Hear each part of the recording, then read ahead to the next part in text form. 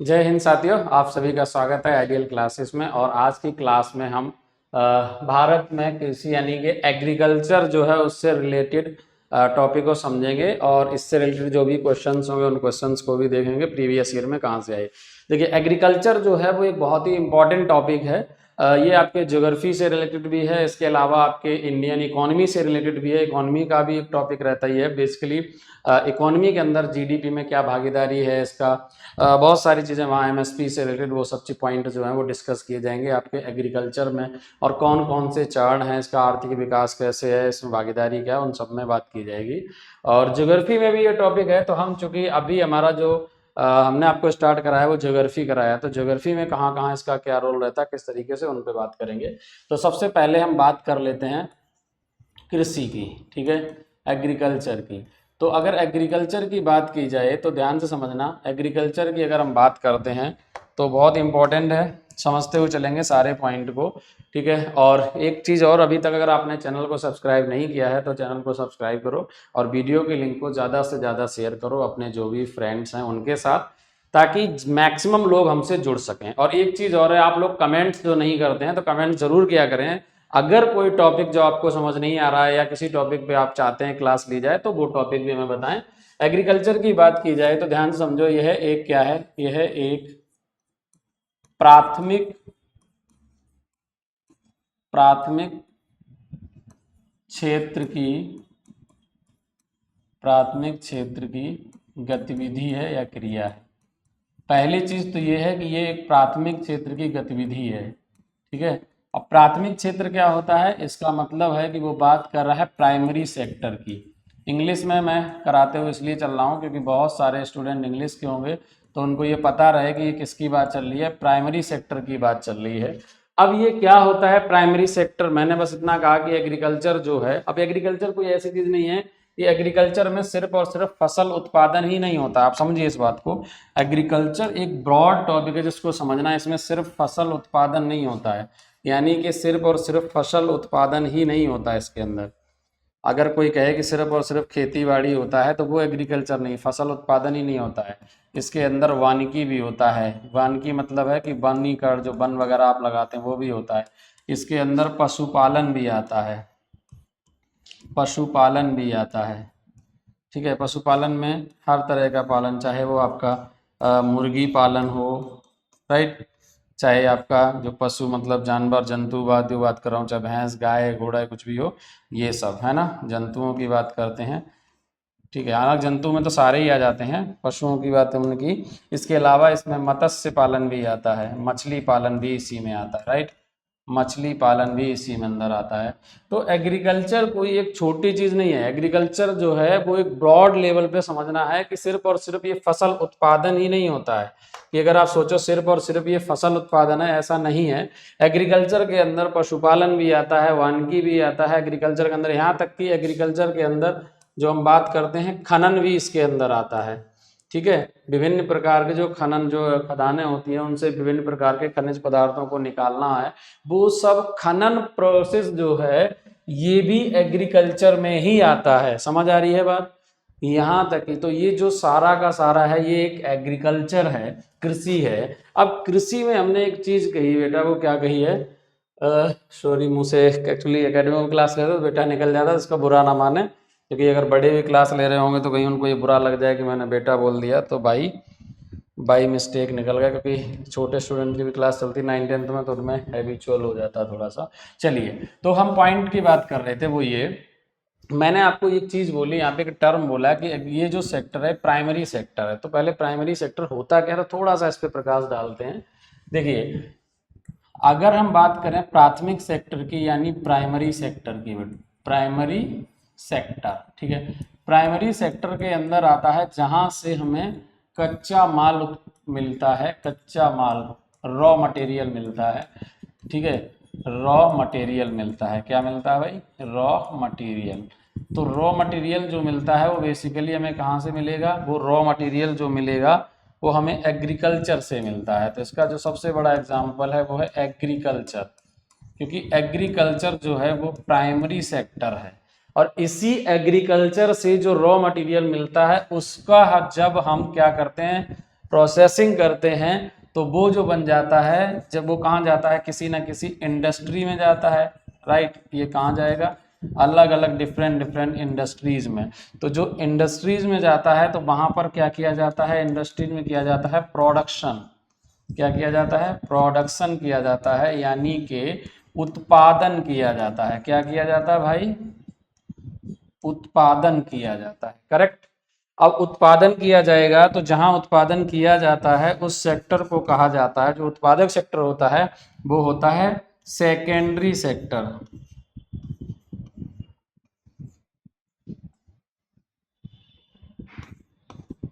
Secondary sector इसे बोलते हैं द्वितीयक सेक्टर। और सेकेंडरी सेक्टर जो होता है वो औद्योगिक क्षेत्र वाला होता है, इंडस्ट्रियल सेक्टर होता है, राइट।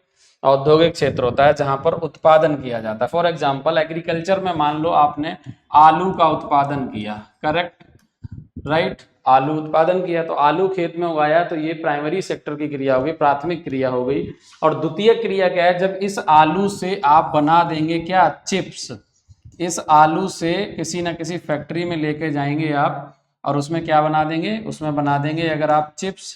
तो जो चिप्स बनेगा ये पैकिंग करके बढ़िया से कर दिया तो वो बन गया क्या, इसका उत्पादन किया गया, तो वो कहाँ जाएगा, वो चला जाएगा सेकेंडरी सेक्टर में। और जब आप इसका क्या करेंगे, प्रचार प्रसार, इसको सेल करने की जो क्रिया करेंगे वो कहलाएगा आपका tertiary tertiary sector. Tertiary sector क्या होता है, टर्शियरी सेक्टर बेसिकली ये एक सर्विस सेक्टर होता है जहां पर सर्विस प्रोवाइड की जाती है। ये एक सर्विस सेक्टर है, जैसे बेचना है, उसका व्यापार करना है, उसका प्रचार प्रसार करना है, जो भी सारी क्रियाएं हैं वो टर्शियरी सेक्टर में आती हैं। जैसे हमारी जो टीचिंग है ये भी सर्विस का काम है, तो ये भी टर्शियरी सेक्टर में ही आती है, करेक्ट। यानी तृतीयक क्रिया, इसे बोला जाता है तृतीयक क्रिया, तृतीयक आर्थिक क्रियाएं या तृतीयक क्रियाएं, करेक्ट। ये तृतीयक क्रियाएं होती हैं। तो आई होप आपको ये समझ आ गया कि प्राइमरी सेक्टर क्या है, सेकेंडरी सेक्टर क्या है और टर्शियरी सेक्टर क्या है। क्लियर बात। तो आपको मैंने बताया कि एग्रीकल्चर जो है वो एक प्राइमरी सेक्टर है। इसके अंदर क्या क्या आता है, इसके अंदर आता है फसल उत्पादन है, वानिकी है, पशुपालन है, खनन है, ये सब एग्रीकल्चर के अंदर आता है। और अगर भारत की बात की जाए तो भारत एक क्या है, भारत एक कृषि प्रधान देश है। समझो ध्यान से, मैंने एक चीज बोली यहाँ पर, भारत जो है वो क्या है, एक कृषि प्रधान देश है। क्यों कहा मैंने, इसलिए कहा क्योंकि यहाँ पर अगर बात की जाए आधे से ज्यादा आबादी, मैंने कृषि प्रधान देश क्यों कहा, क्योंकि अगर मैं बात करता हूं यहाँ पर इंडिया के अंदर आधे से ज्यादा लगभग 55% जो आबादी है, 55% आबादी है वो कृषि कार्यों में लगी हुई है। वो कहाँ काम कर रही है, कृषि क्षेत्र में कार्यरत है, ठीक है, कृषि क्षेत्र में कार्य कर रही है। इसीलिए भारत देश जो है वो एग्रीकल्चर बेस्ड कंट्री है, यानी कि कृषि प्रधान देश है। और एक चीज समझो, कई बार एक टर्म आता है, मैंने यहाँ पर जो टॉपिक चल रहा था वो चल रहा है भारत में कृषि। किसी ने शिकायत की थी कि सर आपका जो राइटिंग है बहुत कर्सिव हो जाता है। मैंने कहा ऐसा नहीं है, अभी हमें प्रैक्टिस नहीं थी, अब लोगों को राइटिंग धीरे धीरे मैं और अच्छा करता चला जाऊंगा। राइटिंग तो अच्छा है बट वही प्रॉब्लम है ना, थोड़ा सा स्मार्ट बोर्ड पे हमें प्रॉब्लम हो जाती है, न्यू है तो देखो। तो मैंने यहाँ पर एक चीज बोली कि भारत जो है वो क्या है, भारत एक कृषि प्रधान देश है, ठीक है, कृषि प्रधान देश है, कृषि प्रधान देश है, ठीक है। लेकिन हमने इकोनॉमी की बात नहीं की थी। भारत जो है वो कृषि प्रधान देश इसलिए है क्योंकि यहाँ की आधे से अधिक आबादी, आधे से अधिक आबादी, आधे से अधिक जो आबादी है यानी जनसंख्या है वो कहाँ है, वो कृषि कार्यों में लगी हुई है, वो कृषि कार्यों में लगी है, अर्थात सब कृषि कर रहे हैं, एग्रीकल्चर कर रहे हैं, करेक्ट।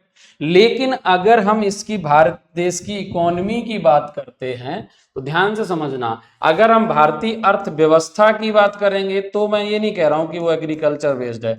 तो भारतीय जो अर्थव्यवस्था है देखिए ये टॉपिक मैं दोनों को लिंक करके पढ़ रहा हूँ, इकोनॉमी में भी और पूरा, क्योंकि हम जब एक टॉपिक कर रहे हैं तो ऐसा नहीं ना कि उसको बार बार करेंगे, एक ही साथ समझते हुए चलते हैं, राइट। चाहे उससे इकोनॉमी से रिलेटेड हो, चाहे ज्योग्राफी से रिलेटेड हो, करेक्ट।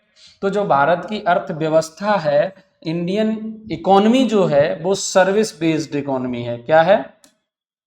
भारत की जो इकोनॉमी है वो सर्विस बेस्ड इकोनॉमी है, सर्विस बेस्ड इकोनॉमी। अब इसका क्या मतलब होता है?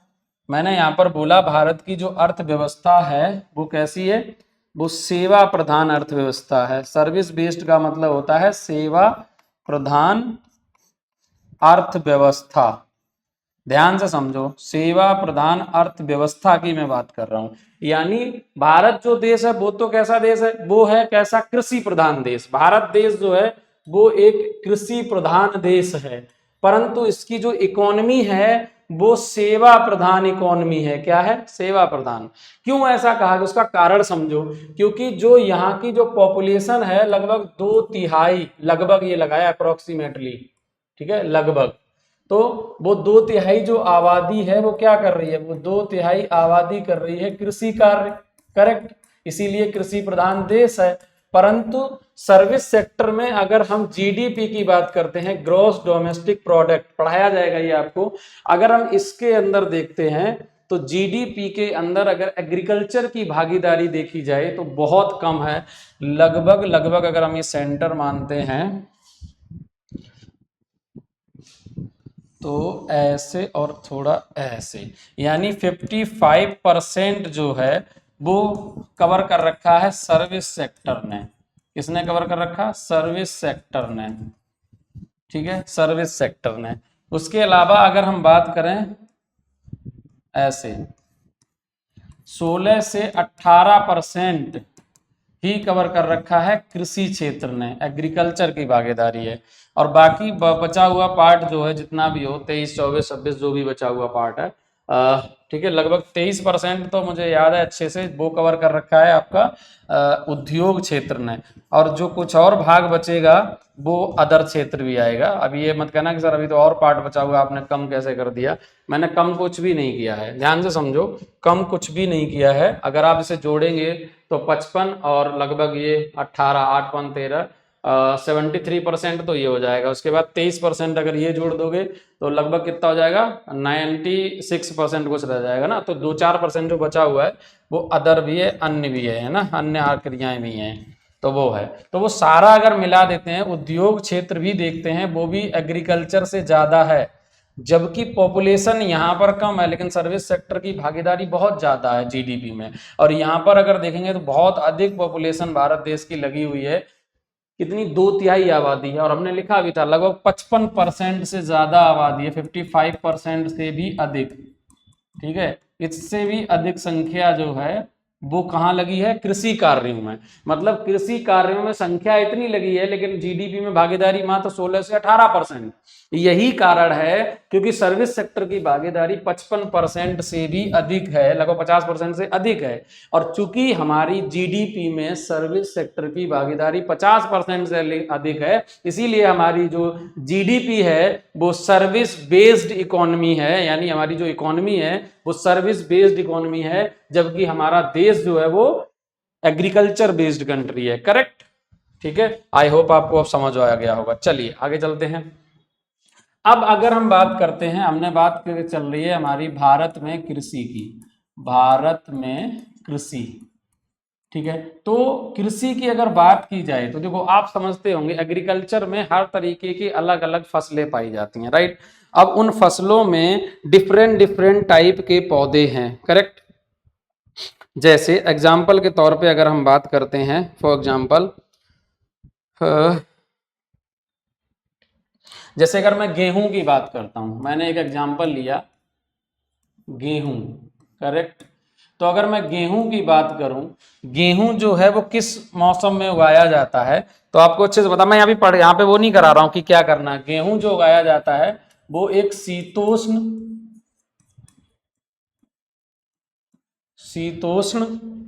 कटिबंधी पौधा है, शीतोष्ण कटिबंधी पौधा है।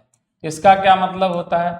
शीतोष्ण कटिबंधीय पौधे से मतलब है कि गेहूं का जो पौधा है वो एक ऐसा पौधा होता है जिसे दो मौसम चाहिए होते हैं, अलग अलग डिफरेंट डिफरेंट। जैसे मैं समझाता हूँ, शीतोष्ण होता है यहाँ पे, शीतोष्ण का मतलब होता है जब इसकी बुआई होती है, इसे बोया जाता है, तब इसे मौसम जो चाहिए होता है वो शीत ऋतु चाहिए होती है, यानी सर्दी चाहिए होती है, करेक्ट।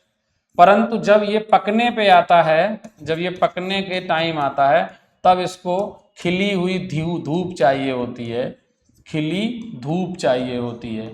गेहूं जो है उसे खिली धूप चाहिए होती है, एकदम खिलखिलाती, जितनी अच्छी धूप मिलेगी गेहूं उतना ही अच्छा पकेगा, बढ़िया धंधा होगा। तो ये शीतोष्ण कटिबंधीय पौधा है, करेक्ट। ये मैं क्यों बता रहा हूँ, ये इसलिए बता रहा हूँ क्योंकि हमारे जो फसलें हैं वो डिफरेंट डिफरेंट मौसम में उगाई जाती हैं, डिफरेंट डिफरेंट टाइप का उन्हें वातावरण चाहिए, वो क्या चाहिए होता है, मौसम चाहिए होता है। उसी मौसम के अनुसार भारत में फसल के अलग अलग प्रारूप बनाए गए हैं।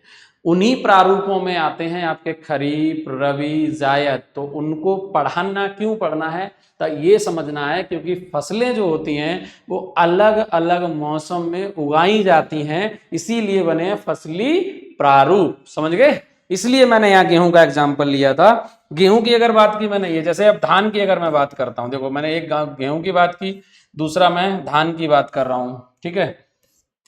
अगर मैं धान की बात करता हूं, ध्यान से समझो, तो जो धान होता है वो कैसा है, धान जो है वो आपका उष्ण कटिबंधीय पौधा है, उष्ण कटिबंधीय, उष्ण कटिबंधीय पौधा है। धान जो है वो उष्ण कटिबंधीय पौधा है, अर्थात इसे कैसी चाहिए होती है, इसे गर्म ग्रीष्म ऋतु या गर्मी के मौसम में उगाया जाता है, इसे गर्मी क्या मानसून चाहिए होती है, ठीक है, गर्मी के मानसून के समय उगाया जाता है।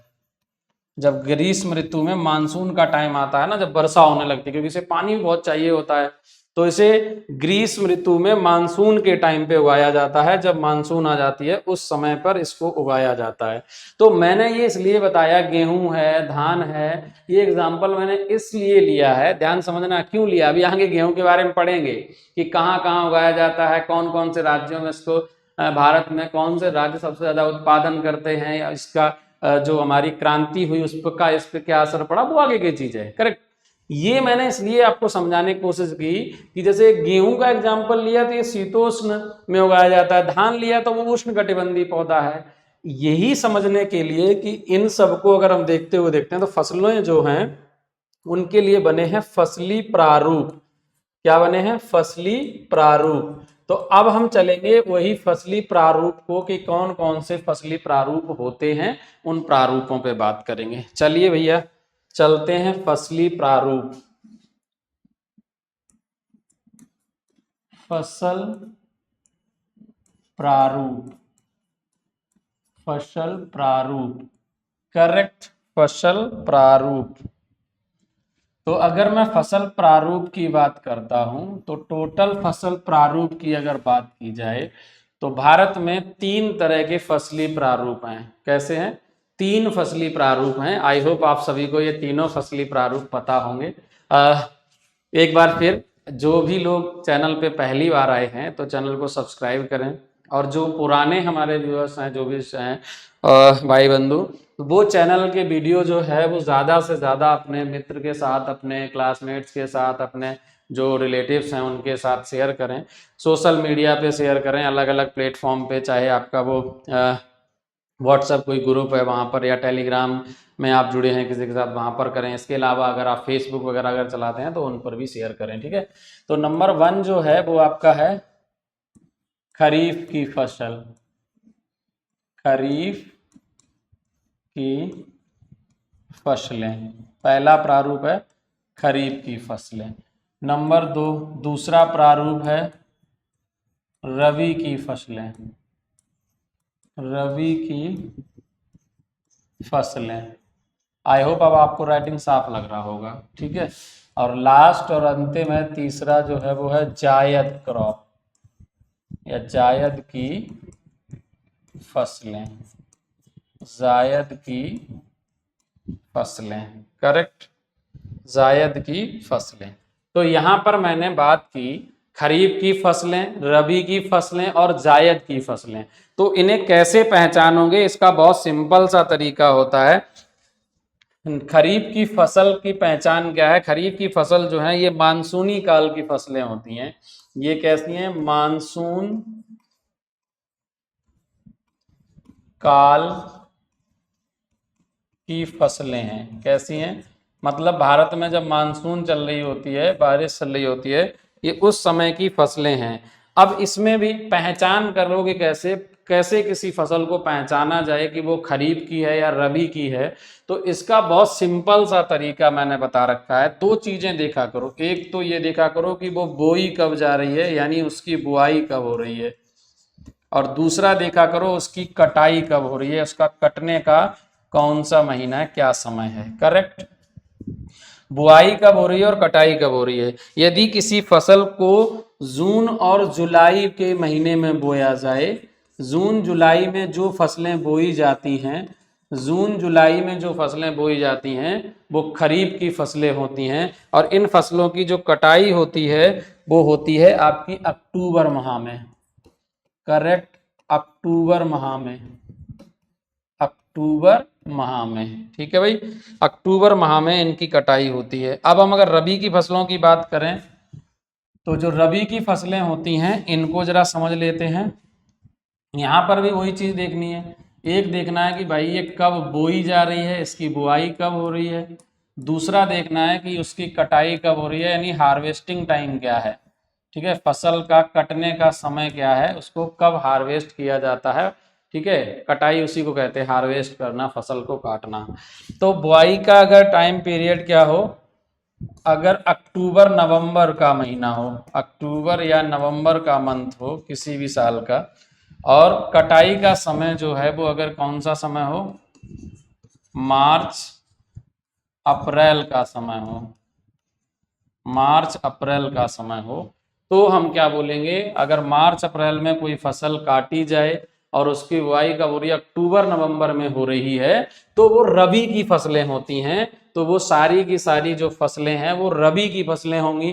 अब अगर हम जायद क्रॉप की बात करते हैं, जायद की फसलें, तो जायद की जो फसलें होती हैं ये वो फसलें हैं जो रबी एवं खरीफ, दो निकल के आई ना, खरीफ की फसलों के बीच के समय में, बीच के समय में उगाई जाती हैं, उगाई जाती हैं। ठीक है, ये वे फसलें हैं जो जायद की जो फसलें होती हैं वो रबी और क्रॉप, यानी अगर यहां से देखेंगे, सॉरी रबी क्रॉप करना, रबी और खरीफ। मार्च अप्रैल का टाइम है, अप्रैल के बाद यहाँ पे जून आ रहा है, तो अप्रैल के बाद, अप्रैल आधे में लगभग पहले पूरी फसल खत्म हो चुकी होती है। अप्रैल का जो मंथ है वो फर्स्ट या सेकेंड वीक तक पूरा का पूरा रबी क्रॉप खत्म। तो अप्रैल में 15 दिन बचे, मई का पूरा महीना, फिर जून का आधे से ज्यादा महीना, तब इनकी बुआई शुरू होती है, जून लास्ट तक।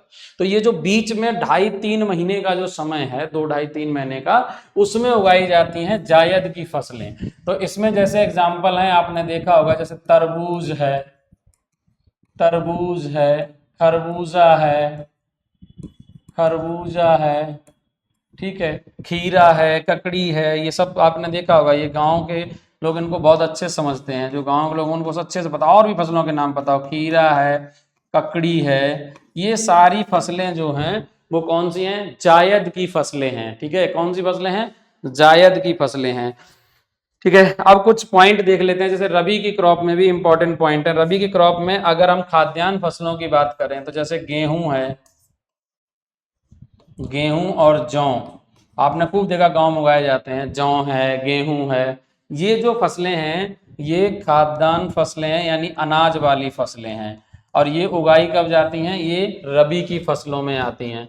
अब अगर हम रबी की फसलों में और बात करें, जैसे दलहन की फसलें हैं, तो जैसे चना है, करेक्ट, मटर है, चना मटर अगर आप देखेंगे ये कब उगाया जाता है, तो ये इसी टाइम उगाया जाता है। ये दलहन फसलें हैं जो दालों वाली फसलें होती हैं। करेक्ट, दलहन, दलहन की फसलें हैं। ठीक है, यानी कि जो दाल वाली जो फसलें होती हैं उन्हें दलहन की फसलें कहा जाता है। ये दलहन की जो फसलें हैं वो सभी मौसम उगाई जाती है, ऐसा नहीं सिर्फ एक में ही उगाई जाती हैं। तो दलहन की जो फसलें हैं वो यहाँ पर आती हैं।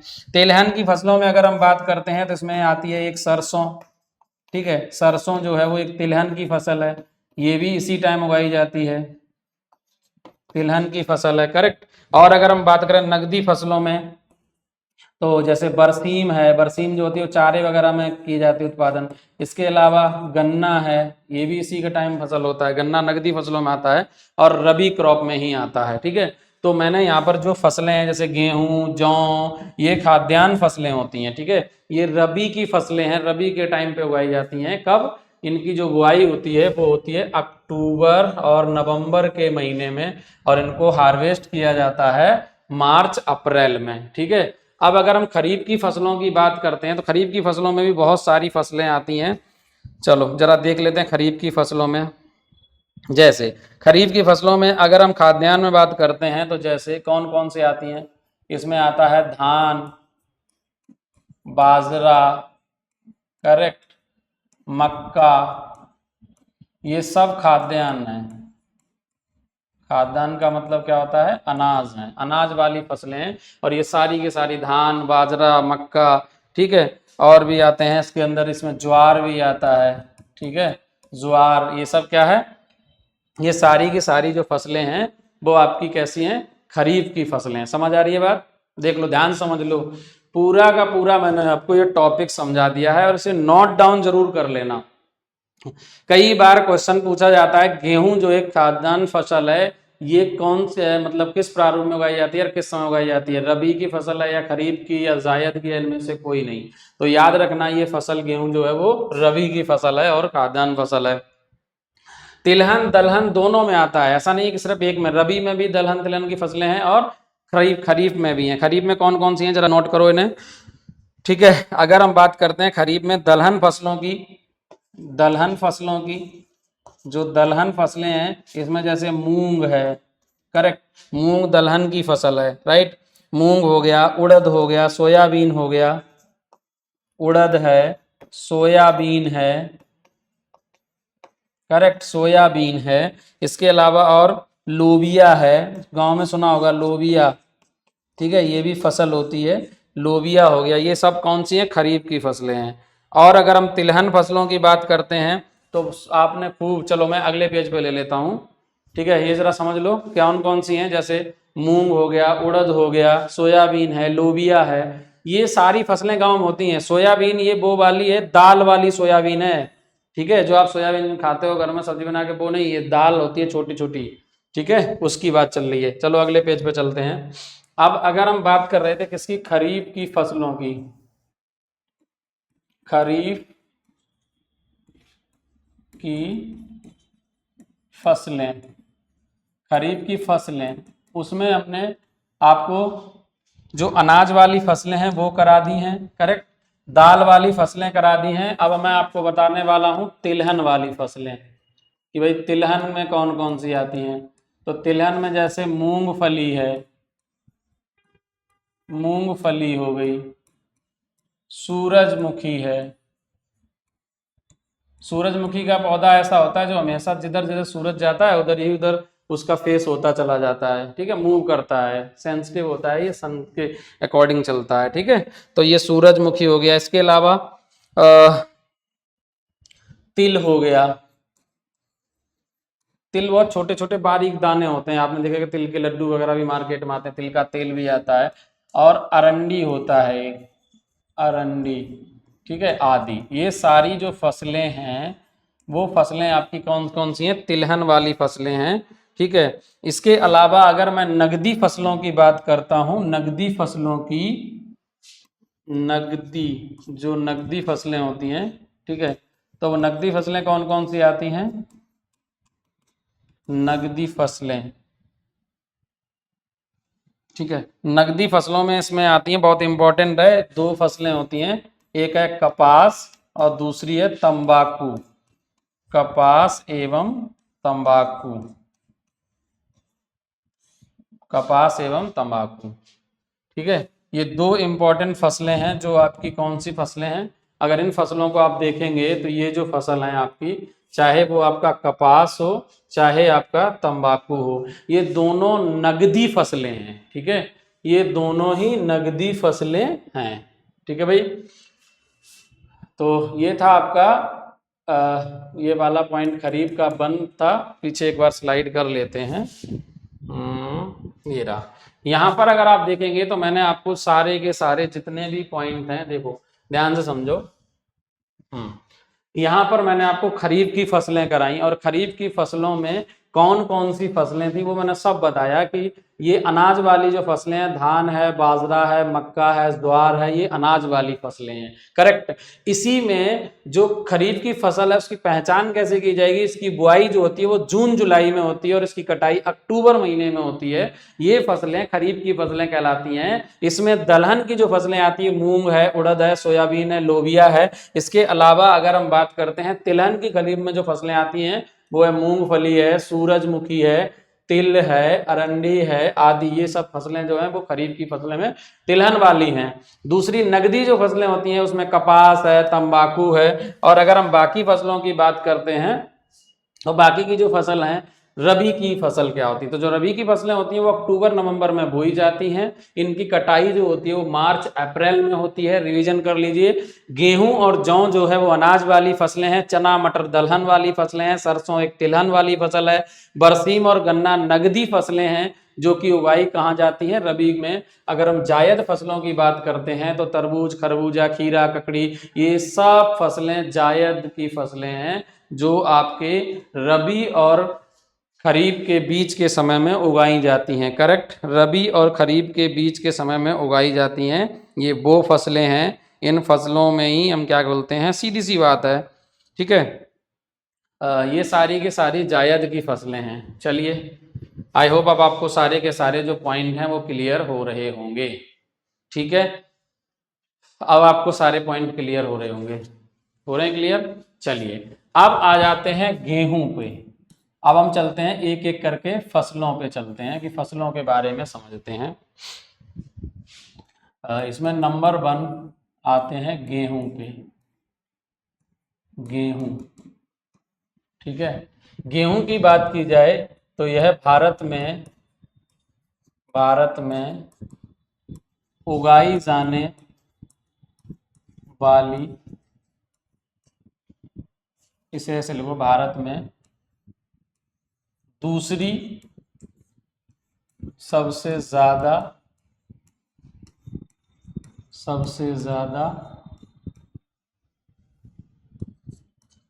उगाई जाने वाली फसल है। ठीक है, गेहूं जो है वो भारत की दूसरी सबसे ज्यादा उगाई जाने वाली फसल है। अब बात आई कि दूसरी सबसे ज्यादा उगाई जाने वाली फसल है तो पहली कौन है भाई, दूसरी सबसे ज्यादा उगाई जाने वाली जो फसल है वो गेहूं है। तो सबसे पहली जो फसल है, सबसे ज्यादा जो भारत में उगाई जाती है, प्रथम स्थान पर जो फसल है, प्रथम स्थान पर वो कौन सी है, प्रथम सबसे ज्यादा उगाई जाने वाली फसल है वो है धान। ठीक है, अभी कराएंगे धान के बारे में। ठीक है, सबसे ज्यादा जो उगाई जाने वाली फसल है भारत में वो धान है। धान सबसे प्रमुख फसल है भारत की। ठीक है, तो अक्सर कर जब से लोग कहते रहते हैं चावल का नाम बिहार के लोगों को चिढ़ाने के लिए बोलते हैं, कि इसमें कोई चिढ़ने वाली बात नहीं। अगर उत्पादन में देखेंगे तो मुझे लगता है सबसे ज्यादा वो करता है पश्चिम बंगाल, लेकिन अगर खाने की बात करोगे तो बिहार यूपी वाले कम नहीं खाते हैं, बहुत चावल खाते हैं, दबा के चावल खाते हैं। ठीक है, और उगाते भी बहुत हैं। ठीक है, तो सबसे ज्यादा, दूसरी सबसे ज्यादा उगाई जाने वाली फसल है। दूसरा जो गेहूं जो होता है वो ग्रेमनी कुल का पैदा है, ग्रेमनी कुल का पौधा है, ग्रेमनी कुल का पौधा है।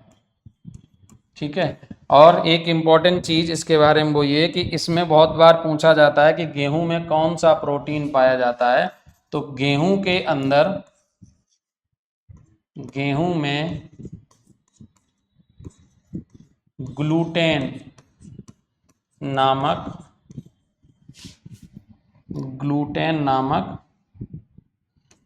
प्रोटीन पाया जाता है, प्रोटीन पाया जाता है।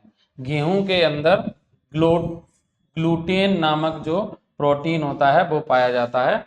गेहूं के अंदर सबसे ज्यादा जो पाया जाने वाला प्रोटीन है वो है ग्लूटेन। ठीक है, ग्लूटेन प्रोटीन जो है वो इसके अंदर पाया जाता है। अब अगर हम आगे बात करते हैं गेहूं की, तो भारत में अगर अग्रणी राज्य की बात करते हैं, गेहूं उत्पादन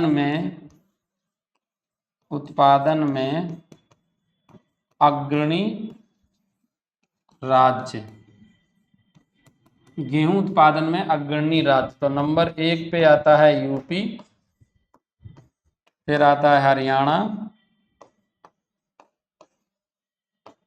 और नंबर 3 पे आता है पंजाब। करेक्ट। ये बात कहाँ की चल रही है? ये उत्पादन की बात चल रही है। ठीक है, सर्वाधिक उत्पादन में जो है वो नंबर 1 पे है यूपी। परंतु अगर गेहूं की अगर हम बात करें, गेहूं की बात चल रही है गेहूं की, तो गेहूं में अगर प्रति हेक्टेयर देखा जाए, प्रति हेक्टेयर उत्पादन, ठीक है, अभी जो हमने बात की ध्यान समझ लेना, ये क्या बात हो रही है। यहां पर जो बात हो रही है वो हो रही है उत्पादन में अग्रणी राज्य, यानी मतलब है कि सबसे ज्यादा उत्पादन कौन कर रहा है। करेक्ट। लेकिन अब हम जो बात कर रहे हैं वो बात कर रहे हैं प्रति हेक्टेयर उत्पादन में कौन है। तो प्रति हेक्टेयर उत्पादन में नंबर 1 पे है, नंबर 1 पे है पंजाब।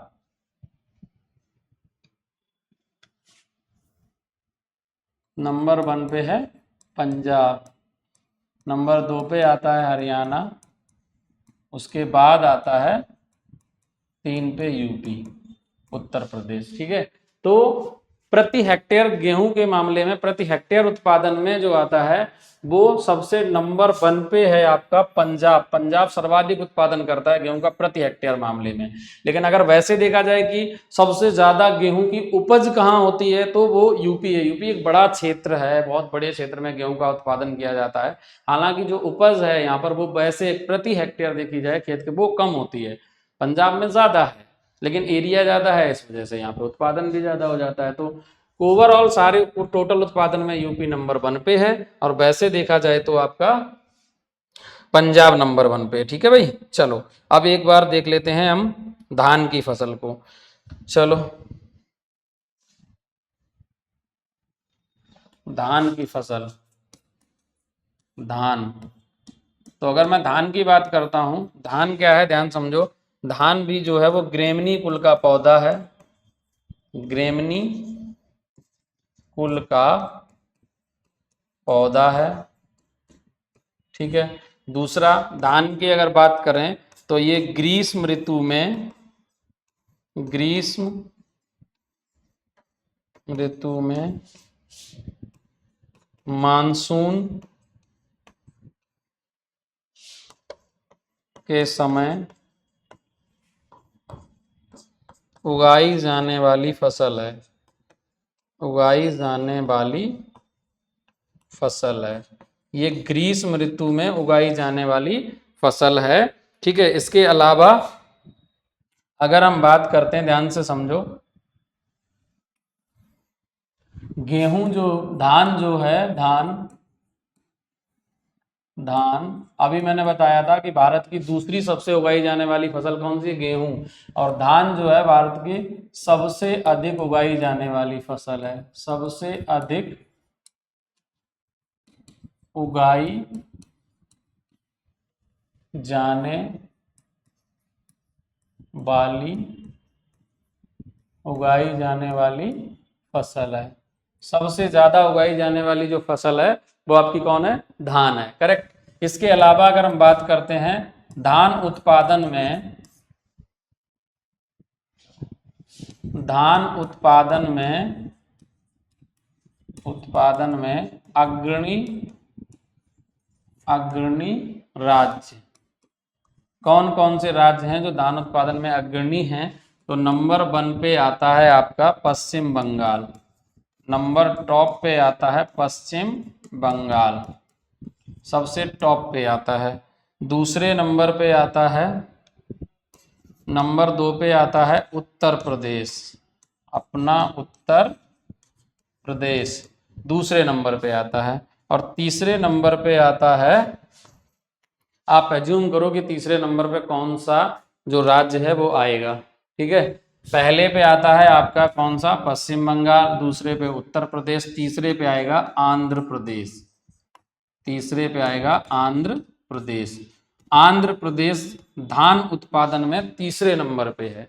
तो अब मैंने धान उत्पादन में जो अग्रणी राज्य बताए उनमें नंबर 1 पे पश्चिम बंगाल, नंबर 2 पे उत्तर प्रदेश, नंबर 3 पे आता है आपका आंध्र प्रदेश। और धान के बारे में हमने जो बताया कि यह सबसे ज्यादा उगाई जाने वाली, अभी वर्तमान में देखेंगे एट प्रेजेंट में तो सबसे ज्यादा कोई फसल उगाई जाती है तो वो आपकी कौन सी है, वो धान है, ठीक है। कौन सी फसल है, धान है, करेक्ट। जल्दी से नोट करो पॉइंट, ठीक है भाई।